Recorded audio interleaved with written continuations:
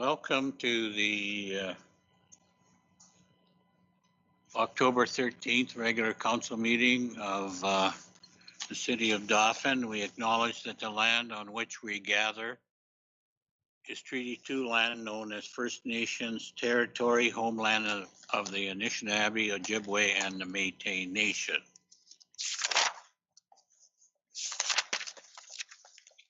And welcome to Deputy Mayor Riel and Councillor Stakilo joining us during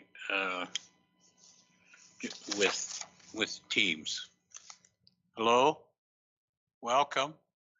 Hi there. Thank you, Al. Hello. Just want to make sure you're connected. Moved by Councillor Juba, seconded by Councillor Eilers. Be it resolved that council accepts the regular agenda as presented. All in favor? Motion carried.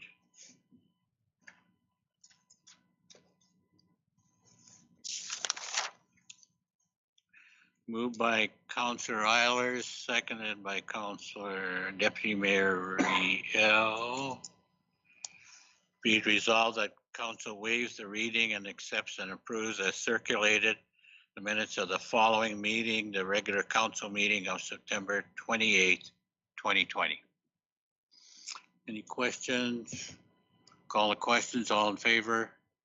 Motion carried.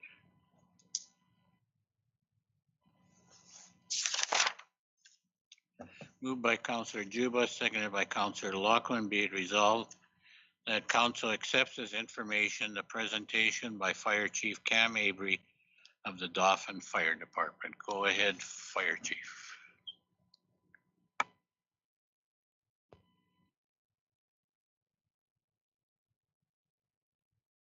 What's that? Ooh, that's loud. Yeah. Should use my Halloween voice. Good evening. Thank you. So the last report that was delivered to council summarized January 1st to June 30th for our first half. This will now reflect the third quarter as well as year-to-date stats. From July 1st to September 30th, we responded to 48 emergency response as compared to 51 the previous year. Not a dramatic difference, but a decrease nonetheless. And you can see by the graphics, I believe everybody received a copy. The top four categories are highlighted below, with false alarms being 30% of our call volume, motor vehicle collisions 29%, kitchen fires at 9%, and our structure fires at 8%.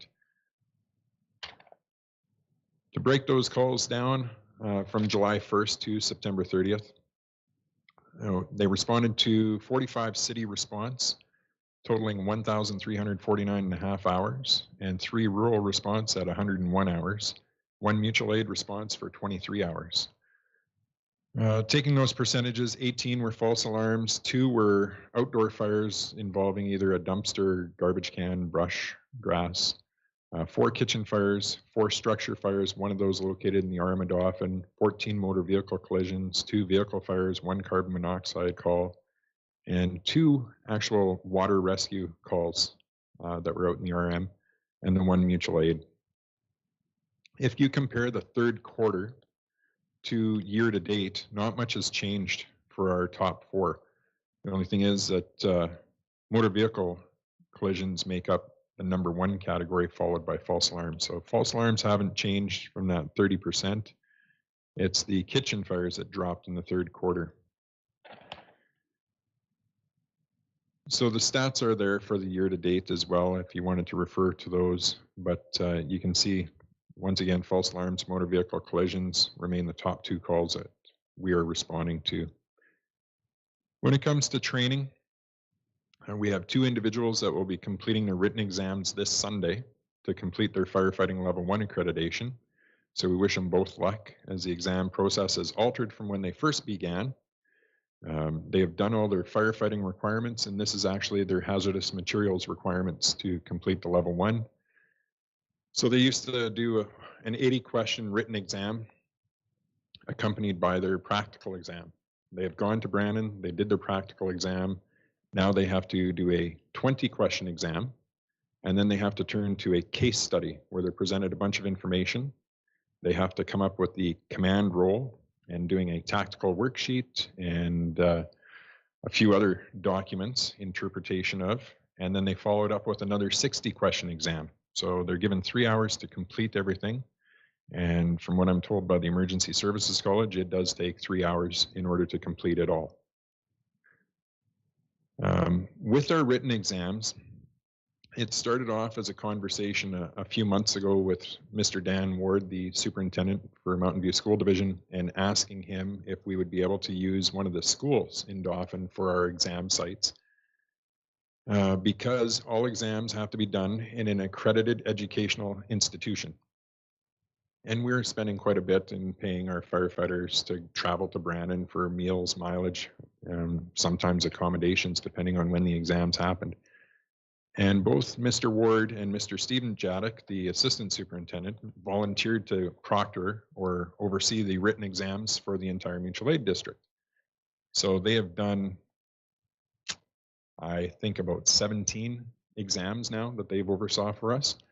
And it's worked out great. So that's where these individuals will be writing their exams this weekend. There's actually 1 from Grandview, 3 from Sifton, and the 2 individuals from Dauphin that will be writing exams on Sunday afternoon. So thank you very much to them. I can't thank them enough that the convenience is the biggest part, that people have to accommodate their schedules to travel to Brandon to do these written exams, and now we're able to do them locally. We've also officially started our 2020-21 Level 1 and Level 2 classes back on September 10th, Thursday, September 10th. We have 5 members of Dauphin, 1 from Sifton and 2 from Oka River taking part in the Level 1, in addition to 2 members of Dauphin and 1, sorry, I had a typo there, 1 from Gilbert Plains and 1 from Oka River that are starting in the Level 2. The group will wrap up and be prepared for exams, hopefully in May, June, should everything go according to schedule. Last year's class was ready to go for May, June this year, but everything was delayed, as I think we all know, everything was delayed in the world. And now that some of the restrictions have been lifted, we've also rescheduled some of the additional training opportunities for our area. We'll be hosting a school bus rescue seminar October 30th to November 1st, 16 hours over 2.5 days. So they meet at 7 o'clock on a Friday night and go till about 10 o'clock, and then all day Saturday, all day Sunday. It's not just about school buses, it's about mass casualties, because we know that buses carry more than 2 or 3 people that a passenger vehicle does. And it does take some different techniques in order to gain access to it. So we set the scenarios, and I'm one of the instructors for the province, with multiple mannequins and dummies we bring in from the entire mutual aid district, and sometimes we have live dummies, such as myself, that entangle ourselves inside of those buses around the seats and everything, and have extrication performed. And it's not just cutting the metal away, it's patient care that's taught. It's also the removal process. So once the vehicle is cut apart, how you get people out. And even though they are dummies, they're not just thrown over the shoulder and carried out. They're actually put on a backboard. We tell them what injuries they have. They have to stabilize their patients, carry them out and to a distance in order to hand them off to the paramedics. On November 7th, we'll also be hosting 2 primary sessions, or 4-hour classes for the firefighters of the Working Mind for First Responders program, formerly known as the Road to Mental Readiness program developed by the Mental Health Commission of Canada, educational-based program designed to address and promote mental health and to reduce the stigma of mental illness in first responders. So on Sunday, November 8th, we'll also be hosting a leadership session, which is an 8-hour class for the fire officers, fire chiefs, deputy chiefs, captains, lieutenants, anybody in a leadership role for the area as well. So in addition to the topics that are covered in the primary course, the leaders acquire tools and skills specific to workplace accommodations and return to work, even though it is a volunteer or paid call setting. They also learn the role of leadership in promoting positive mental health in their employees, ad hoc incident reviews, and early recognition. So the Working Mind First Responder programs are aimed to improve the short-term performance and long-term mental health outcomes. It also reduces barriers to care. It encourages early access to care, provides tools and resources required to manage and support firefighters or paramedics or anybody in emergency services who may be experiencing a mental illness, and assists supervisors in maintaining their own mental health as well as promoting positive mental health in their staff. This is a great program. I take it to heart. This is a program that I worked with the Fire Commissioner's Office and the Manitoba Emergency Services College and the Manitoba Association of Fire Chiefs in my time as president in order to bring to Manitoba. We created a partnership where it's now provided free of charge. The province is covering all the costs for any of the people to attend this training. There's typically a fee that's associated with it. So the college and the OFC have received funding in order to provide this free of charge to all fire departments in the province of Manitoba. There's been 4 sessions of this class delivered. They were all the primary sessions, and then COVID hit. So myself and an instructor from Swan River taught 4 sessions in Brandon at the college, and on Monday, everything was shut down. So Saturday, Sunday, we ran 80 people through classes over the 2 days. And then it kind of put the brakes on everything. We close off the 2020 specialty training on the November 13th to 15th weekend when we host the Fire Department Safety Officer Seminar. I spoke about this program earlier in one of my reports this year. This is a pilot program for the province of Manitoba, and I offered Dauphin Fire Department as that pilot project. I've also been asked to come on board as one of their instructors through the Emergency Services College on this. This is a course that used to be offered at Fall Conference in Brandon every October. Fall Conference hasn't happened for several years now, and it was our request that they revitalize this program. So they've redeveloped it and brought it out. The alternative to this class is a 40-hour Monday to Friday training that most people in rural Manitoba can't take because they have full-time jobs and can't take a week of vacation off in order to take it through the college. So they've now developed this 16-hour program to be delivered in rural Manitoba. Our management team of our deputy chief, myself, and our captains and lieutenants felt that we should also be upgrading the driver's license of all of our members. In the province of Manitoba, a firefighter only requires a Class 4 driver's license with an air brake endorsement to drive these big rigs, these big red trucks, mostly red. Clarny's green, and there's a couple other colors, pink and Winnipegosis. So, but a Class 4 driver's license, you only have to take your own personal vehicle for the driver's test. So, although MPI does state that a Class 4 with air endorsement is sufficient because you're driving an emergency vehicle in an emergency response, our concern came with Fire Prevention Week. Or like this Saturday, we'll be taking the fire trucks out to the Kings game on display outside because we haven't had Fire Prevention Week this year as we typically do in the past. So we believe that because we have these large trucks and our ladder truck and our water tanker both have tandem axles, that maybe we should upgrade to a Class 3 license, which is what's required for everybody else. And we're slowly getting all of our folks, all of our drivers, upgrading their license to a Class 3 with the air endorsement rather than the Class 4. And it's basically because if something does happen, we all know accidents happen, that we want to make sure that we're covered 100% and look after that liability. Once we have enough qualified drivers with their 3 and air endorsement, we'll be requesting additional classes from the Emergency Services College to host a Pumps Basic, Pumps Advanced, and Emergency Vehicle Driving Skills. All 3 of those classes are 18 hours each, so they would be seminars held over a few different weekends. And then once the candidates have completed all 3 of those seminars, they're eligible to challenge the exam in Brandon for the NFPA 1002 Standard for Fire Apparatus Driver Operator Professional Qualifications. Everything under NFPA has a mile-long title to it. It is, yeah.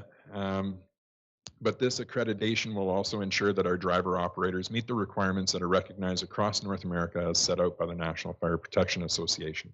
just like the NFPA 10,001 or 1001, sorry, standard for firefighter professional qualifications. Under the information section, our recent capital purchase of the half-ton utility truck, now known as call sign Delta 16, has been put to regular use, responding to incidents and for day-to-day use of the department operations. This has been a very welcome addition to the fleet. Not only is it used as a utility truck to haul equipment to and from a scene, but it also allows for a size up of an incident to be conducted prior to the fire trucks arriving on scene.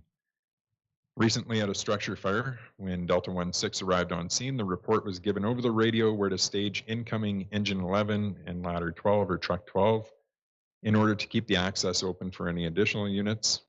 Firefighters were able to arrive on scene, know what role they were to play immediately after stepping off the truck, saving valuable time at a scene.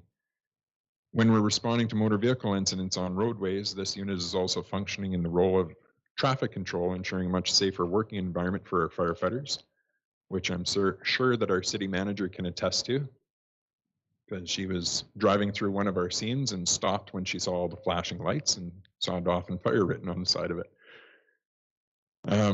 This past weekend, on Saturday morning, early morning, we had an apartment fire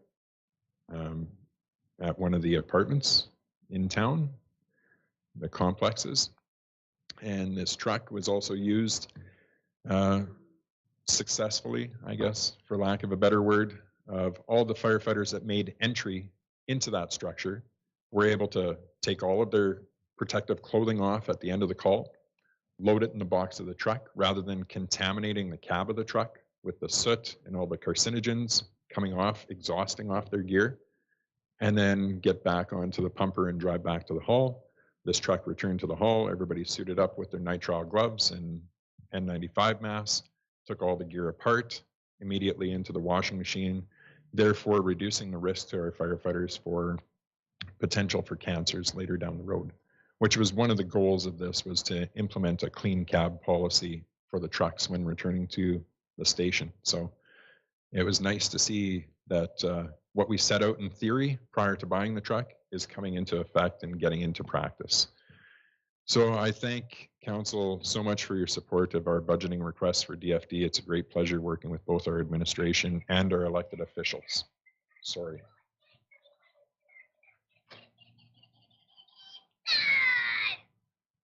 Somebody has emergency bypass on my phone, so I'll just...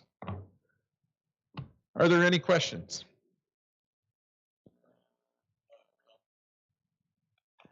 Thank you for a very thorough report, and it's kudos to those who invest their time, and I mean they're very long sessions, training sessions, etc. And my question is, you mentioned that it's put into the washing machine after. Do you have a special washing machine for this? Because I'm thinking of I'm thinking of when there was forest fires, and we actually used the old ringer washer to wash all our firefighters that were out at the Blue Lakes forest fire. So I'm wondering, is there a special? How do you maintain it, etc.? Funny you should ask. Yes, it's an extractor is what it's called. So it's like a front load washing machine, but it is industrial size. We can only do 2 sets of turnout gear at a time, given the size of the tub, or I guess that's what it's called, the drum on a front load washer. But it is an extractor, so at its spin cycle, it extracts as much of the contaminants in the water out of there as possible.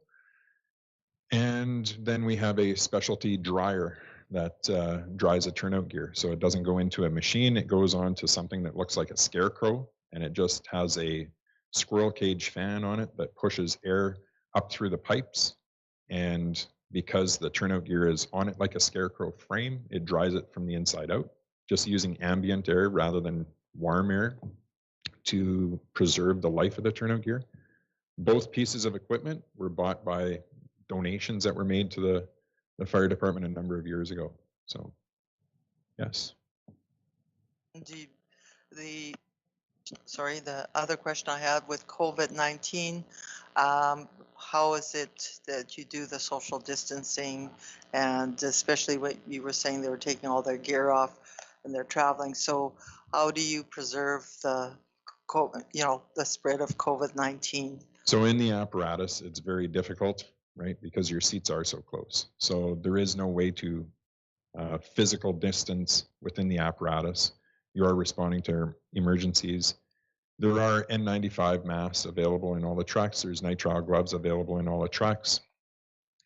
Within the classroom, we have it set up where we've broken the department into smaller groups in order to do training. That some remain in the classroom and some are out on the apparatus floor. Our meetings are kept very brief. And even with the training that's happening through the Emergency Services College, where we would normally be able to accommodate 28 people in our classroom, we're reduced to 14 at a maximum now, just because of the distancing. We have been disinfecting everything after every practice, after every call. And the fire trucks were somewhat difficult to disinfect by using a spray and a cloth to wipe all surfaces down. And we've recently made an investment into a mister in order to disinfect the cabs of the trucks. So we had a company that came out and they demoed, I think, 7 different pieces of equipment. We made a decision on one. And after every call or after every training session, we're doing the cabs of the trucks and such. So, and the classrooms, obviously. Thank you for your awesome report, and also thank you for what you do to our city, and pass it on to all the firefighters for their awesome work. Will do. Thank you. Any other questions? I'm sitting in the wrong seat here. You have to think about that for a sec, who I was. Eh? I know that you're always recruiting. Is that can anyone walk in any day to sign up, or is there a certain time of the year that you would prefer a new recruit to show up? You can show up whenever you would like, and we will give you the recruitment package. The downside is we only start our level 1, level 2 training in September, just in order to keep with the emergency services calendar for examinations. So we give kind of a boot camp to everybody that shows up. You know, if we started our classes back in September and somebody came in tomorrow, they wouldn't be able to join up because we're already, I think, 5 or 6 chapters into the level 1 and level 2 program. But we would definitely take them on the Wednesday evenings where they would be learning all the skills. It's just the formalized training for exams that they would have to wait until September of next year in order to sign up for. And for just one other question, you have false alarms as a large number of your calls, and we've talked a lot about false alarms that the police show up to. What's a false alarm that a fire department would show up to? I think I know, but I want to hear it from you. So false alarms are not your kitchen incidents where there's smoke that sets off an alarm, because your system is functioning the way that it was designed to. Our false alarms, although it is smoke, tobacco smoke, setting off an alarm system is treated as a false alarm. Humidity is treated as a false alarm. Old detectors or dirty detectors that are going off for no apparent reason is also treated as a false alarm. Or if a facility is doing a test of their fire alarm system and they fail to notify their monitoring company, that's a false alarm as well. But if there is smoke that activates the alarm, it is not a false alarm, it's more of a nuisance. All right, thank you. Thank you for your report, and ditto to what Councillor Eilers said on our behalf. Absolutely, thank you. It's not really a question, it's kind of a comment, because we were talking today, obviously, because you were mentioning you're coming to the Kings game on Saturday, but normally this time of the year, you're planning the firefighters ball, and I thought it's sad because it's not going to happen, but it was kind of cool that, like you told me, it's only been canceled how many times? Like 3 times in the history that we can find since March of 1901. So it was canceled once in World War I and twice in World War II. So global war shut down the firefighters ball 3 times in the history, and now a flu has shut it down. So yeah, and Fire Prevention Week, which was last week, you know, usually we're out with open houses and at the mall and in the schools and kicking off with the Kings, and the calendar has looked quite differently this year. I just wanted to bring that to light because I know how big of a fundraiser that is for you, for sure. But as everyone else says and knows, thanks for everything that you do, and that's all I have for you. Thank you. And thanks for bringing that up because our Firefighters Association does have something planned. It's not the ball. There won't be any dancing, but it may include some meals that we're partnering with our catering company with that we had booked for the ball. So look for that on our social media and on CKAM and in the Herald as well. Anybody from Microsoft Teams? I do, Mr. Mayor. Go ahead. Thank you. Again, Cam, thank you very much for your detailed report. It's always great when you're able to join us at council to give an update. And I just want to commend you for, being able to, sort of go above and beyond. I mean, you're always thinking outside the box and coming up with creative ways of reaching out, not only for the training aspect, but for recruitment and for education, and now the fundraising side of things, which you just elaborated a little bit on with the cancellation of the firefighters ball. So it's nice that that you're able to think outside the box with the team that you have, and to come up with other ideas to keep things moving along. I just had one question, if you could. I'm just unfamiliar right now who the deputy fire chief is right now, or if they're sort of the senior ranks of the fire department. If you could just detail those, that would be great. And thanks once again. Certainly.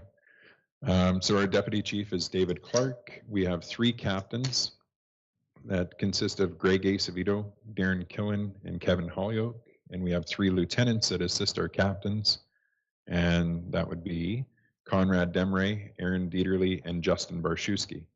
We have our department divided into 3 companies of engine company, truck company, and rescue company that consists of 1 captain, 1 lieutenant, and they're responsible for 10 firefighters each of the company, and certain apparatus within the hall as well. For example, that engine company is responsible for the 2002 pumper engine 10, the 1989 pumper engine 7, and the 2011 pumper engine 11.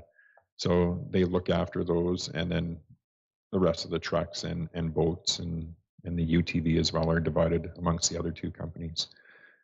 But that's our management team, and it's our management team, and it's our firefighters that are coming up with these ideas of thinking outside the box. We like to give everybody some ownership in the department and make everybody feel included. So there's some great ideas out there, and thanks for bringing that up. Any other questions on the fire chief?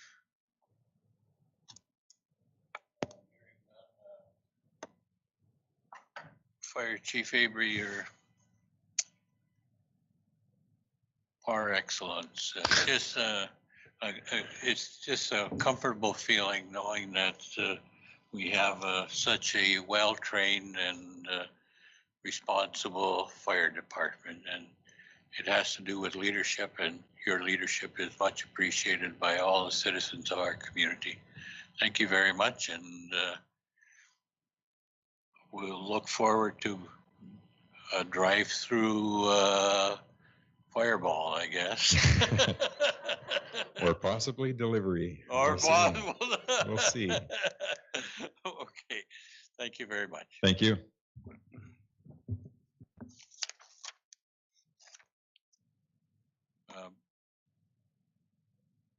Moved by Councillor Eilers, seconded by Councillor Bellemare. Be it resolved that all items listed under item 5 consent agenda be approved as follows and form part of these minutes. The first one is a proclamation for World Polio Day, October 24th. Whereas Rotary is a global network of 1.2 million neighbors, friends, and leaders and problem solvers who see a world where people unite and take action to create lasting change in community. across the globe. And whereas in 1985, Rotary launched Polio Plus, and in 1988 helped to establish the Global Polio Eradication Initiative, which today includes the World Health Organization, U.S. Centers for Disease Control and Prevention, UNICEF, and the Bill and Melinda Gates Foundation to immunize the children of the world against polio. And whereas polio cases have dropped 99.9% since 1988, and the world stands on the threshold of eradicating the disease, thanks in large part to Rotary's contribution of more than 1.9 billion and countless volunteer hours to protect more than 2.5 billion children in 122 countries. And whereas on August 25th, 2020, the WHO declared the African region to be free of wild polio virus, an incredible achievement worth celebrating after decades-long commitment by Rotarians, their partners, and millions of healthcare workers and supporters. And whereas Rotary is working to raise an additional 50 million per year, which would be leveraged for maximum impact by an additional 100 million annually from the Bill and Melinda Gates Foundation. And whereas these efforts are providing much needed operational support, medical staff, lab equipment, educational materials in a fight for a polio-free world. Now, therefore, we, the Council of the City of Dauphin, proclaim October 24th, 2020 as World Polio Day, and is dated on the 13th of October and signed by myself. So, as a Rotarian, that's a big part of our and hope of our international contributions, and it's been very successful. And hopefully we'll have a world, a polio-free world shortly. And the second proclamation is whereas Small Business Week in Canada is designated as October 18th to the 24th, 2020, and whereas Small Business Week is an annual celebration of entrepreneurship, and the Business Development Bank of Canada has organized for over 40 years, and whereas during this week, citizens are encouraged to support small and medium-sized businesses, and whereas this week, organizations offer events and programming to help further support small and medium-sized businesses, and whereas this year the theme for Small Business Week is Forging the Way Forward due to coronavirus pandemic causing one of the most significant economic crises in history. And whereas the City of Dauphin commends the Dauphin and District Chamber of Commerce for their efforts in support of the business community across the Parkland and recognizes that we are indeed stronger together. We, the Council of the City of Dauphin, proclaim October 18th to the 24th, 2020 as Small Business Week and Chamber Days, dated today. So, and also with the COVID-19, we certainly have to support our small and medium businesses, and I strongly urge that Amazon does not need our support.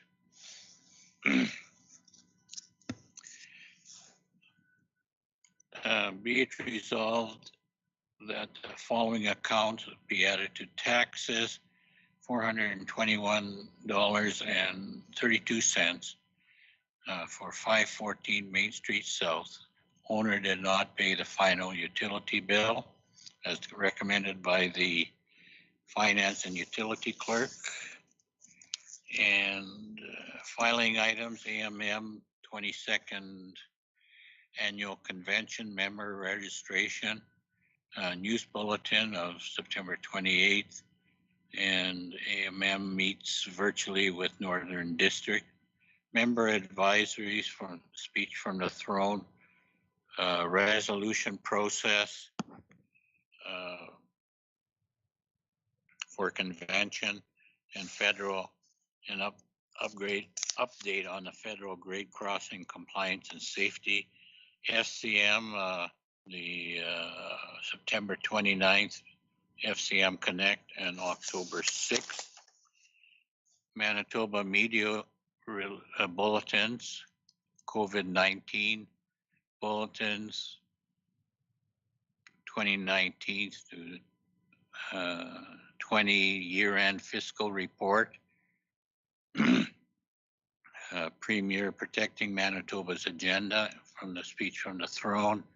Justice provides update on Police Services Act review. Justice set to strengthen conflict of interest legislation and class action against opiate manufacturers. Municipal relations, the municipal operating grant payment, the funding for an explanation of the funding for handicap services, and that's sort of interesting, and I'm trying to analyze it right now because it's a complex process which we never realized was happening. So taking it back to the District Handicap Association, 2020 grant in lieu of taxes. Manitoba Wildlife and Fisheries, Moose Conservation, Minister of Finance, the Accommodation Tax Bylaw, Manitoba School Boards, Remote Learning Options, Freedom of Information and Protection of Privacy Act, the 2019 Annual Report, Mountain View School Division, News Digest, September 28th, Treaty 2, Territory Moccasin Trail News, September 20th, 2020, Community Futures Parkland, September 2020, Polio Plus in Polio District 5550 newsletter, Growing Manitoba Ag newsletter, October 2020, TVO documentary Striking a Balance, featuring Riding Mountain Biosphere Reserve and Snow Angels snow clearing campaign as recommended by the mayor and the city manager. Any questions? Call the questions. All in favor? Motion carried. Moved by Councillor Eilers, seconded by Councillor Juba. Be it resolved that council accepts this information, the following corporate report for October 13th, 2020 of the regular of the city manager. Thank you, Mr. Mayor. It's been, I think, a couple weeks since our last meeting, and we are holding it on a Tuesday. Usually our meetings are on Monday, but our bylaw does allow us to hold them on Tuesdays if there is a long weekend. We started doing this, I think we did it once last year in 2019, and then we did it twice this year. I think it was after Easter Monday, and now, and it does help with our scheduling to keep us on track so that we can get our meetings in. I did attend several meetings in the last couple of weeks, and there was some interviewing for a new bylaw officer as part of that, so it should take up a pretty big chunk of time. But we did have quite a few good candidates.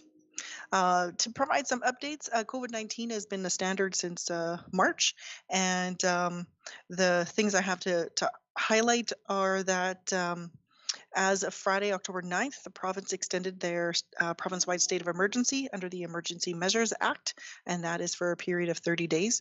They've been doing so, I think, since probably at some point in time in March, and this allows them some special powers to be able to make decisions quicker to meet the needs of COVID-related issues. And secondly, as Fire Chief Abry talked a little bit about in his report, they are looking at hosting in-person training again. Entities like the Office of the Fire Commissioner and the Red Cross are developing training programs that utilize both online and in-person components, and they're providing guidelines how to safely proceed with the in-person portion. And so Fire Chief Abry is proceeding cautiously, and but also wants to get back into the swing of things of training. Other organizations are providing that training, and so when we are asked here in town if we can, when can we get first aid trained? Right now, we've been directing people out of town, and we want to get back into providing that training for our local organizations. Second thing to talk about is the 2020 property taxes. So as a help to residents and property owners in Dauphin, we did delay the due date of property taxes from July to the end of September. And the province also did the same delay in the school taxes that are required to be submitted. The Director of Finance compared the value of the taxation collected to the end of September for 2020, and then he compared that to the previous 4 years. And I know that that is a report that's coming up a little bit later, but I'll talk about it right now. At the end of October 3rd, 2020, there was just over $1 million outstanding, or 9.63% outstanding. To compare to the previous 4 years, the average outstanding was just over 836,000, or 8.25%. So in other words, if you were to compare what was outstanding this year compared to the average of the last 4 years, we only were short about $202,000, or 1.3% of our taxes. I thought it was going to be a bigger number. So I do appreciate all of the ratepayers in our community for paying their property taxes, and we do appreciate the efforts that had to be made to get those done. I am very happy to say that after 3.5 years of subdivisions and surveys and negotiations and agreements and extensions to agreements and extensions to the extensions with CN, we are now the proud owners of the chunk of land between the shop and Fort Dauphin Museum that goes between Jackson Street and back to the CN tracks in Vermilion River. So in 2021, we will look to further subdivide that land and to help us develop it. But as I've said in previous meetings, two of the big things that we already know for sure is to formally increase the size of the city shop and to formally give a larger parking, to actually make the parking space that the Fort Dauphin Museum is using right now as their official parking lot. And I know that through Communities in Bloom, we are looking at beautifying that parking lot, dividing it, putting some trees and whatnot in there. Lots of trees, lots and lots of trees. I agree. And I do conclude by saying that I have been busy adjusting to the added duties from the Deputy City Manager, and that includes dealing with property standards issues, disputed parking tickets, and insurance requests. We've also been going through the process of hiring the bylaw officer, and that there was great candidates and the interview went well. And that concludes my report. Any questions of the city manager? Councillor Bellemare. With regards to people paying their taxes, do people have the option of paying in installments like they do in MPI? And if so, do lots of people do that? So the first question is yes, you can pay in installments. So you can either make monthly contributions to your bank and then they pay for you. You can submit post-dated checks and we will open them up at the beginning of each month or whatever date they're dated and deposit them at that point. Or you can come in and make payments throughout the year. Unfortunately, I don't have the statistics of how many people make those payments, but I believe that it is quite a few because when we were having discussions about delaying the due date, there was a lot of talk of many people pay monthly anyways. So we didn't think that it was that people would stop paying monthly if they did not have to. And so it seemed to be a large portion, but I can't tell you what percentage. I think it's around 300. Don't quote me on that. Any questions from Microsoft Teams? Hearing none, I'll call the question. Moved by Councillor Eilers, seconded by Councillor Juba. All in favor? Motion carries. Moved by Councillor Lachlan, seconded by Councillor Eilers. Be it resolved that Council accepts this information following corporate report, that of the ICT manager. Any questions? Call the questions. All in favor? Motion carried. Next, moved by Councillor Eilers, seconded by Councillor Stakilo.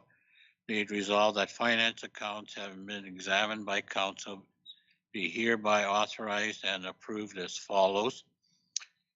Checks 27122 to 27222, 101 checks valued at $4,400,576.67.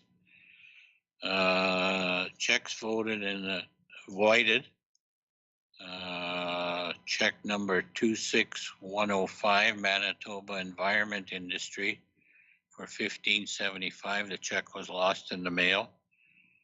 And 26590, Joshua Jeb, $30, check damage destroyed.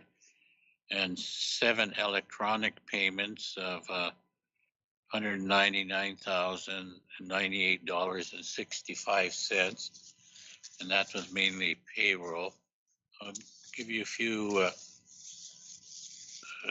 breakdown, bigger checks for the $4,400,000.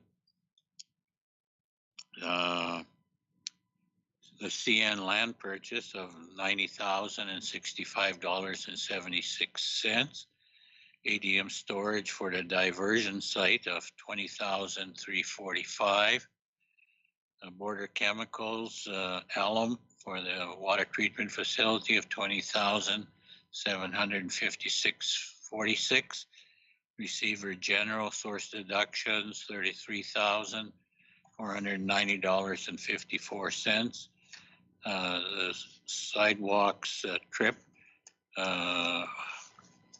going through our community, leveling out our sidewalks of $33,490.54. No, that was 31,500. Dauphin Rec Services for October advance of $141,124.05.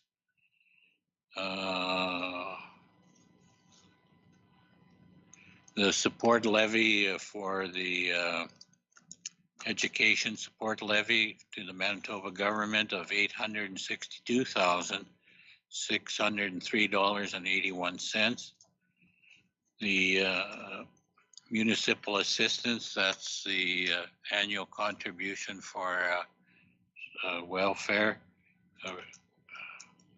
It used to be done by the municipality, now it's done by the province, $33,749.32.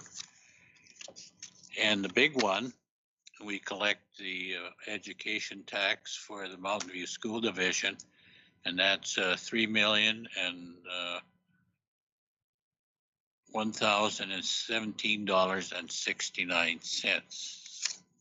Big payroll, big payroll, not big check, but big one is the Mountain View School Division. Any questions? Call the question. All in favor? Motion carries. The what? Shop cat. We've got a cat who guards our shop. Mouse, our mouse. Did we send him a check? Yep. Send him to the vet, got his shots. Okay. Good to go. Good. Okay. Okay. I never knew that.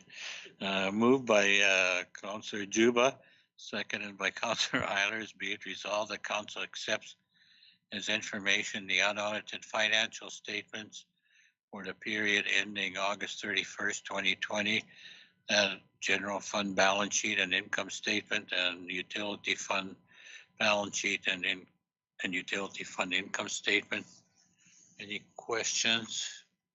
Call the question. All in favor? Motion carried. Moved by Councillor Bellemare, seconded by Councillor Lochin. Be it resolved that council accepts as information the budget variance analysis for August 2020, a very thorough report by the Director of Finance. Any questions? Call the questions. All in favor? Motion carried. The reserve report, moved by Councillor Eilers, seconded by Councillor Lochin.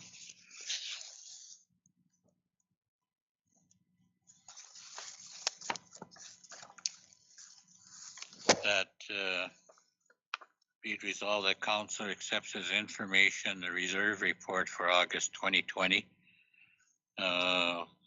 As of August 2020, we have $10,244,073.34. That's a very healthy reserve, and it'll be slightly depleted once we appropriate it to the appropriate reserves at the end of the year. So any questions? All in favor? Motion carried. Next, moved by Councillor Juba, seconded by Councillor Bellemare. Be it resolved that council accepts as information the property tax collection report for the period January 1st to October 5th, 2020. And it was mentioned in the city manager's report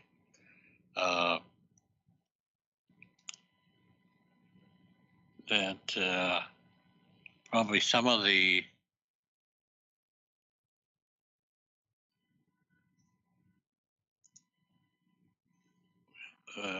there's still over $1 million outstanding, but penalties on overdue taxes have now been charged, and 391 reminder notices have been mailed. And hopefully by December 31st, our collection in 2020 will be comparable to past years. So still, I don't think we had to go into the line of credit, so we're in good financial position there. Any questions? All in favor? Motion carried. Moved by Councillor Lochin, seconded by Councillor Juba.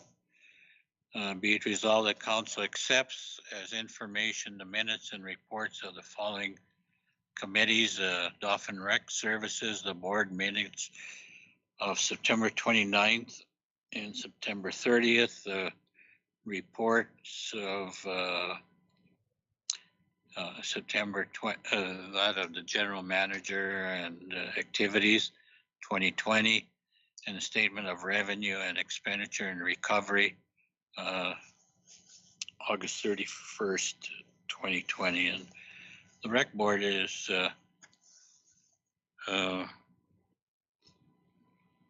very prudent in their operations, and the finances look good, and And especially with the help of the COVID recovery fund, we're in good financial position.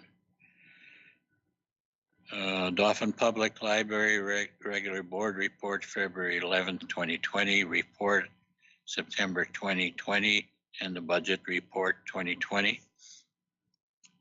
Dauphin Public Parkland Regional Library, the regular board report, June 15th, 2020. Director's report, September 14th, 2020. And budget report of August 31st. COVID-19 phase 2 plan for resuming library services. Communities in Bloom regular board report of June 18th, 2020. Any questions? Call the questions. All in favor? Motion carried.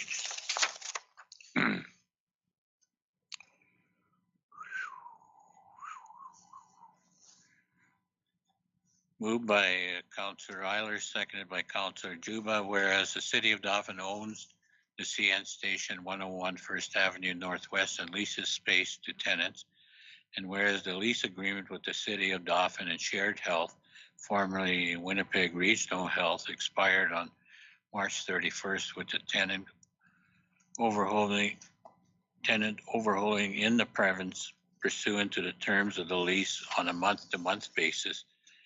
And whereas the City of Dauphin extended an offer to lease with Shared Health on April 8th, 2020 for a term of 2 years commencing April 1st, 2020, expiring March 31st, 2022.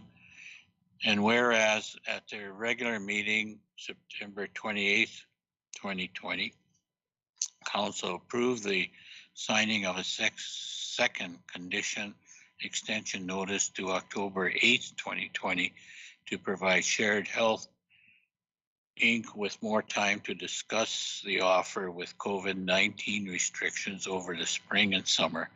And whereas Shared Health has since requested a third extension as they wait for approval from the office of the offer from Manitoba Health, be it resolved that Council accepts as information the third condition extension notice submitted by Shared Health with respect to the offer to lease the CN Station, requesting that the conditions set forth on page 3, section 15, tenant condition precedent of the offer to be extended to November 8th, 2020, which provides more time for Shared Health to obtain approval from Manitoba Health for this lease.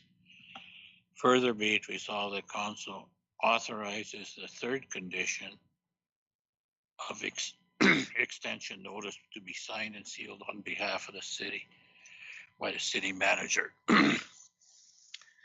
Any questions? Councillor Bellemare. Is this a technicality, or are we anticipating there might be change happening here? From my understanding, it is just a technicality. They're having a tough time getting together to, I guess, vote on it or whatnot. But this is a third extension to give them some extra time to meet. We have encountered quite a few different departments, federal and provincial, where their staff are still working from home or working remotely, so they're not as able to meet, or they don't meet as regularly. Any other questions? All in favor? Motion carried.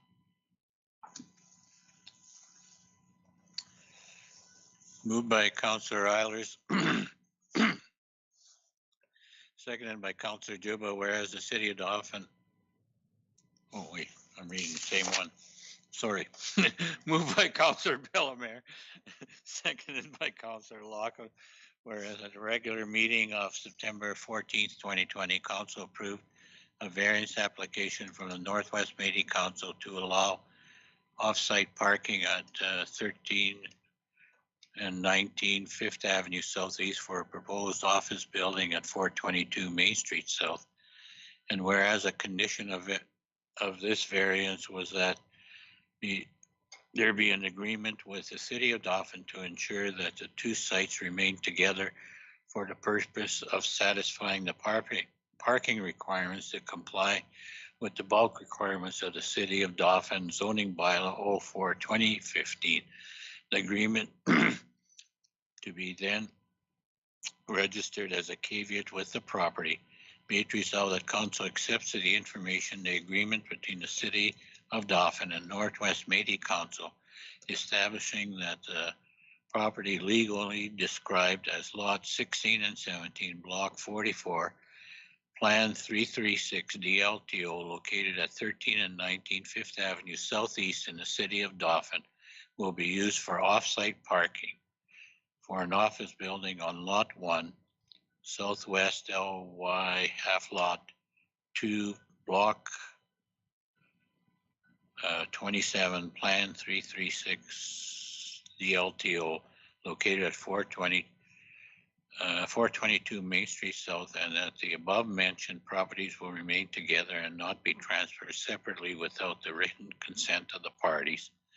Further be it resolved that the agreement shall be registered as a caveat on both properties and the cost of which will be borne by the Northwest Métis Council.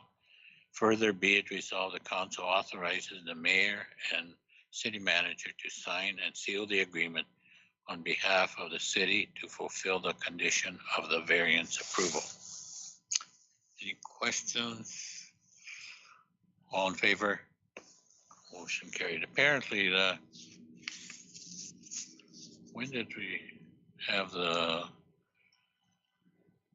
there's going to be a sod turning ceremony shortly there. Moved by Councillor Juba, seconded by Councillor Bellemare.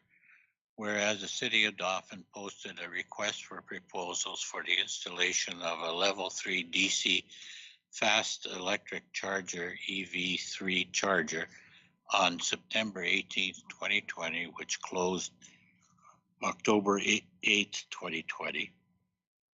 Be it resolved that council accepts this information, a memorandum dated October 13th, 2020, from the Information Communications Technology Manager, advising that 7 proposals were received ranging in value from $69,950 to $93,645.85 plus additional options plus taxes, and recommending that the following contractor be awarded the project, Johns Electric, for a proposal of $69,950 plus 6,200 additional options plus GST. Further be it resolved the council agrees with the ICT manager's recommendation and instructs administration to grant the request for proposals contract to Johns Electric for the installation of the EV3 charger. Any questions? All in favor? Motion carried.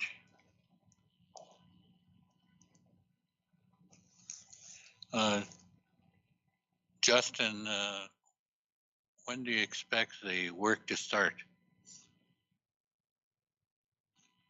He's not listening.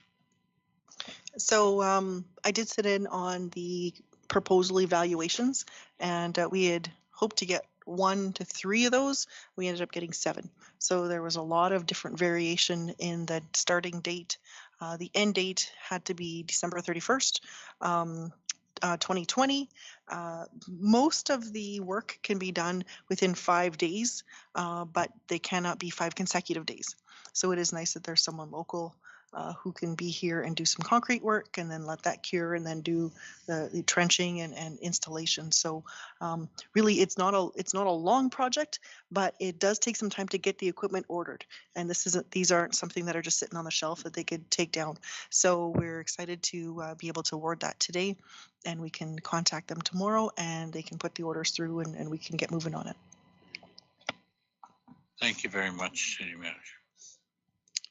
Moved by Councillor Eilers, seconded by Councillor Lachlan, whereas the City of Dauphin provides a building incentive that allows a 50% rebate tipping fees at the city's landfill site for demolition of waste when an existing residential dwelling is demolished and replaced with a new dwelling of comparable or greater value.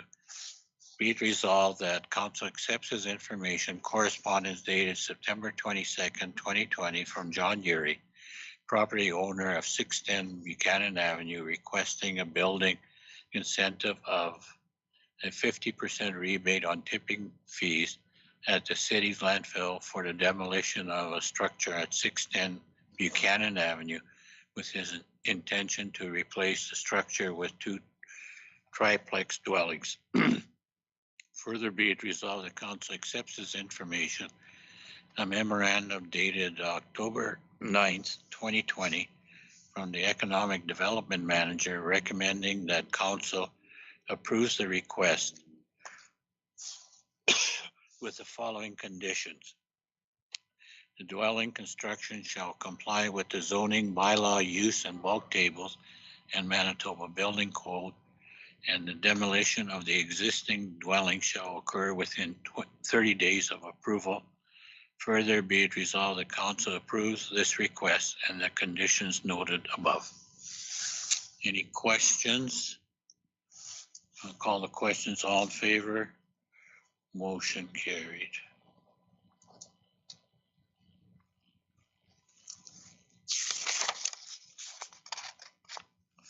Moved by Councillor Euler, seconded by Councillor Bellemare. Be it resolved that council accepts this information, a letter dated October 6, 2020 from Jim Perchiluk, president of the Ukrainian Folk Arts Center and Museum, outlining the organization's plans to restore the amphitheater stairs at Selo, Ukraine, and requesting a financial contribution from the city of Dauphin in the amount of $10,000 in support of phase 2 of the amphitheater stair project. Further be it resolved that council accepts as information the 2020 business plan and financial statements for the period ending December 31st, 2019, provided by the Ukrainian Folk Arts Center and Museum to support this funding request. And further be it resolved that council forwards this grant request to the 2021 budget deliberations for consideration.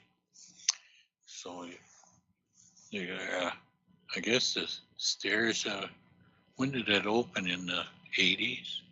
So yeah, so they're about 35 years old and they've been well worn. Any questions? I'll call a question. All in favor? Motion carried.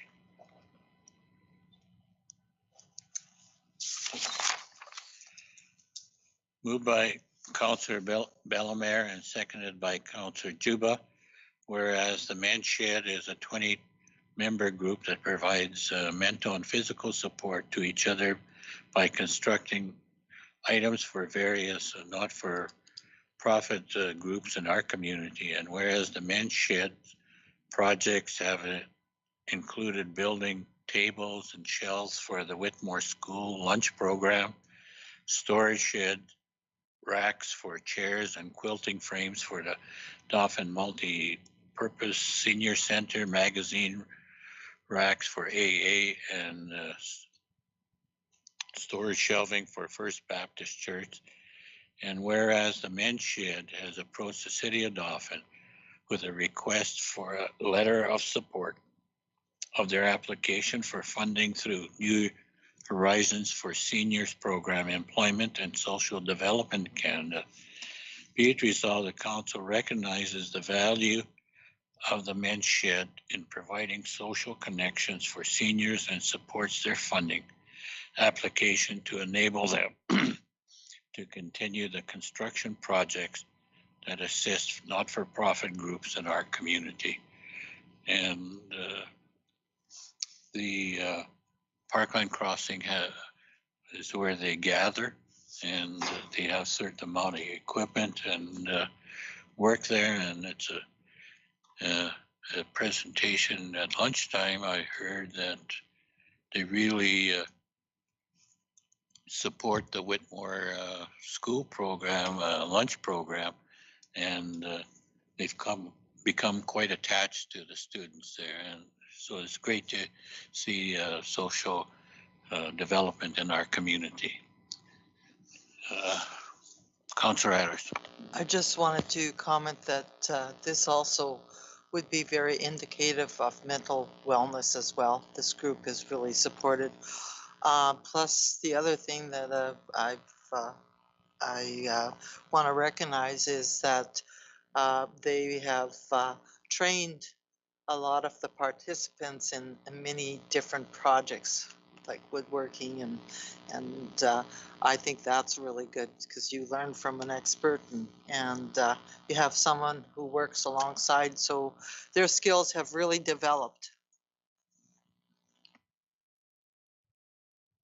I wish the Menchid group all the success in getting their grant. It'll certainly expand their services and I think get better equipment. They've been using donation. Any question? All in favor? Motion carried. Moved by Councillor Eilers and seconded by Councillor Juba. Be it resolved that bylaw 12/2020 being a bylaw of the City of Dauphin to establish and regulate a code of conduct for members of council be now read a second time. Any questions? Call question. All in favor? Motion carried.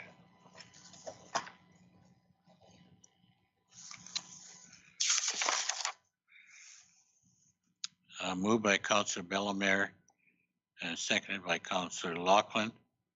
Be it resolved by bylaw 12/2020 being a bylaw of the City of Dauphin to establish and regulate a code of conduct for members of council be now read a third time and be signed and sealed by the mayor and city managers. I have to indicate who voted. Any Teams members? Yes. Councillor Sakilo? In favor. Okay, Deputy Mayor Riel, see your hand up. So.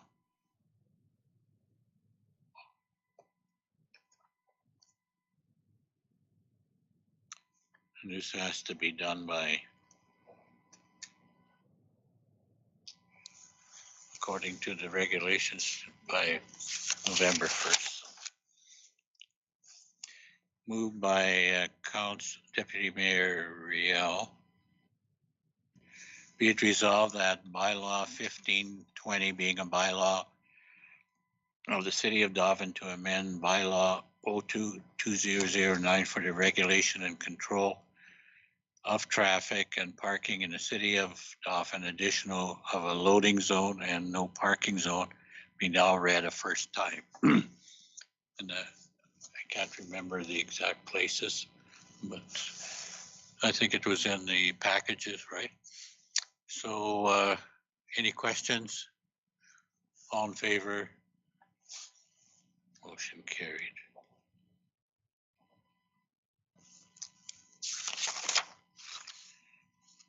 The moved by Councillor Stakilo.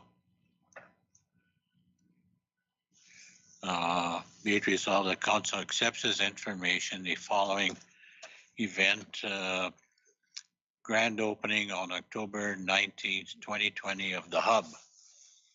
So all councillors are invited to go, and also tomorrow is the grand opening of the Best Western. Any questions? All in favor? Motion carried. Councillor privileges. We'll start off with the people on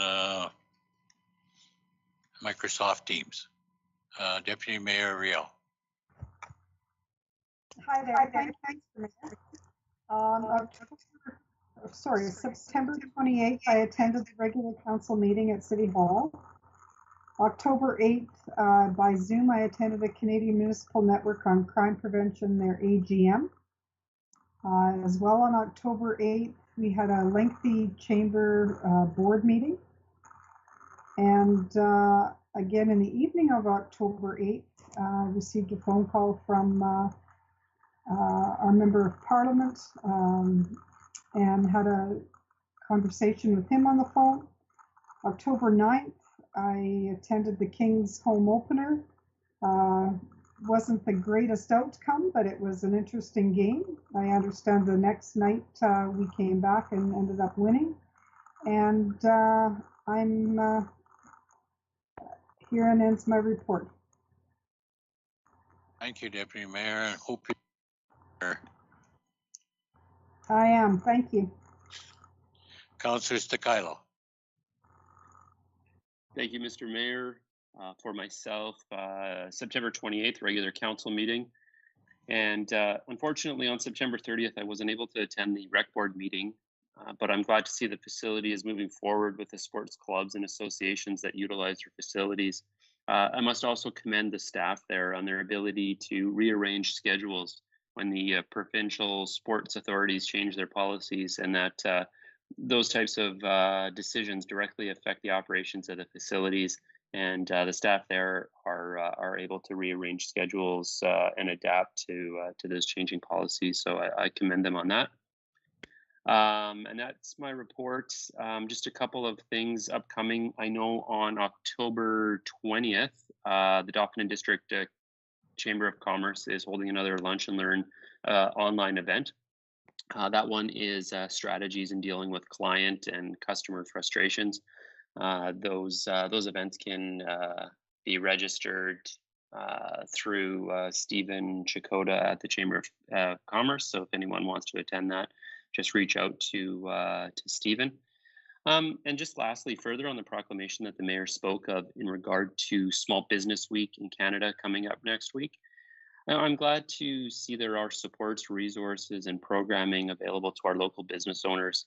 I have a number of friends that own businesses in Dauphin, and I know for a fact how appreciative they are when their businesses are supported. They work very hard in our community, and since uncertain times continue to be upon us, supporting local makes everyone in our community stronger. So I encourage everyone in the city to continue their support locally whenever they can.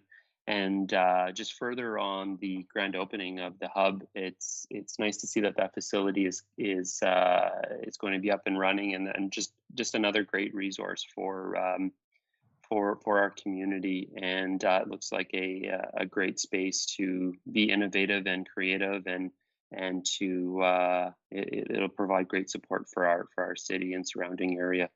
So with that ends my report. Thanks. Thank you. Next is Councillor Bellemare.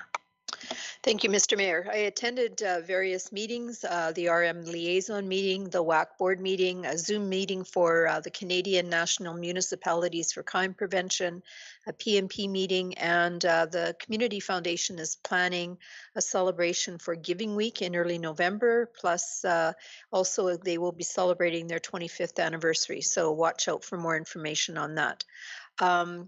Community events, the AGM for the WAC is happening Tuesday, October 23rd. Tuesday, October 27th. It's been rescheduled. And so all sorts of opportunities to either be on the board or one of their committees, and see Peter Nadolny at the WAC if you want more information. And the United Church is planning a COVID-safe fall tea. And some of you here may like those ribbon sandwiches or enjoy dainties. So if you would like to have that kind of food again, you can call the church office and you can book and pay for your tea by the 15th, which is this Thursday. And then the following Friday, the 23rd, you can pick it up.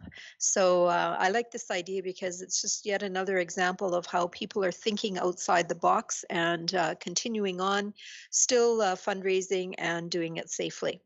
October 24th and 25th, you can check out the Facebook page for Friends of Riding Mountain National Park, because they have all sorts of fun and safe Halloween activities for children that are being held up at Wasagaming.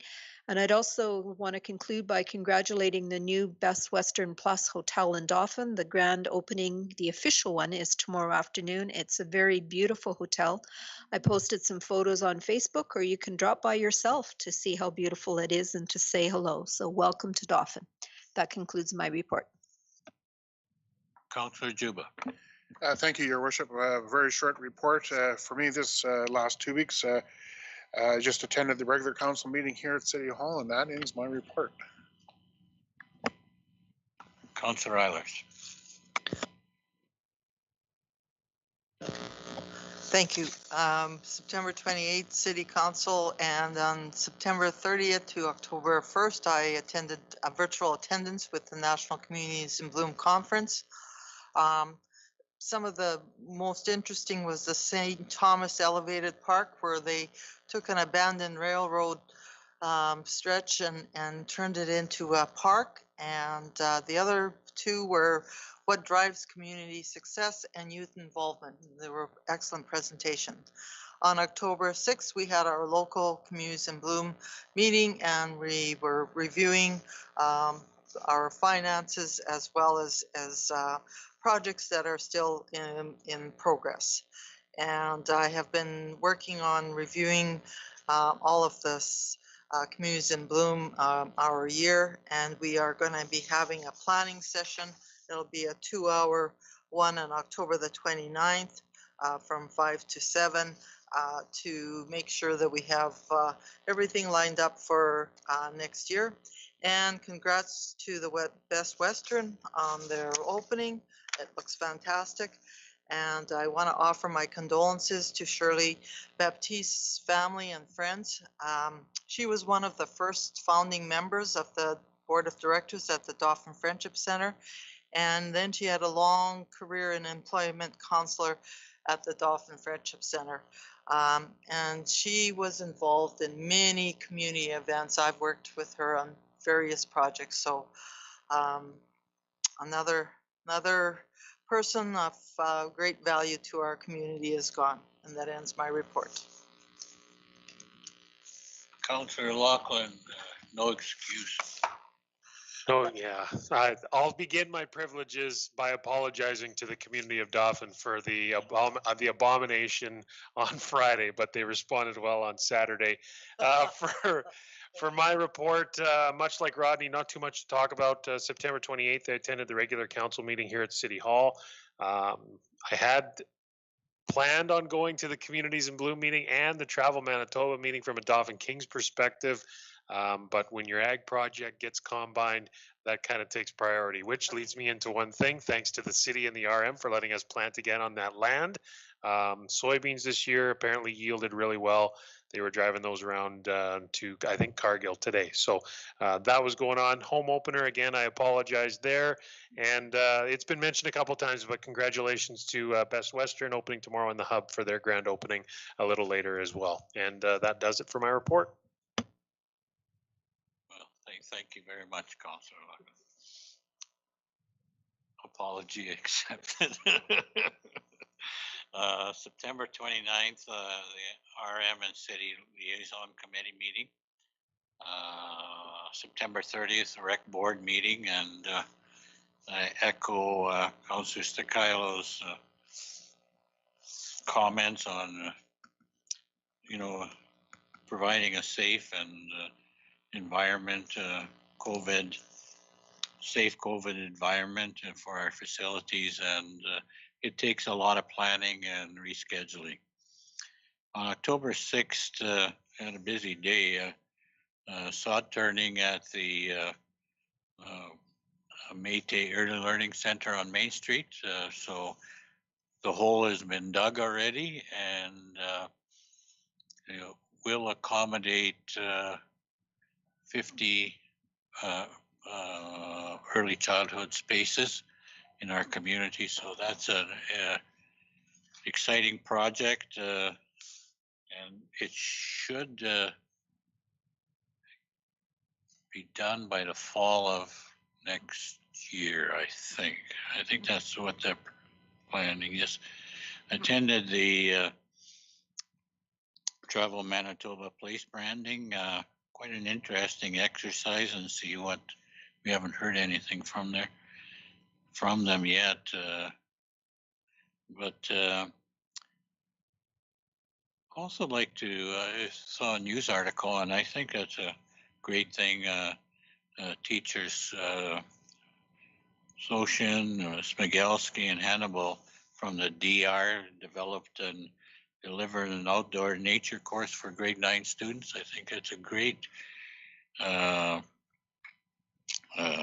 initiative on their part, and great for our students to have a good feel for our environment, and especially with climate change and that. So I congratulate them for their initiative. And that ends my report. And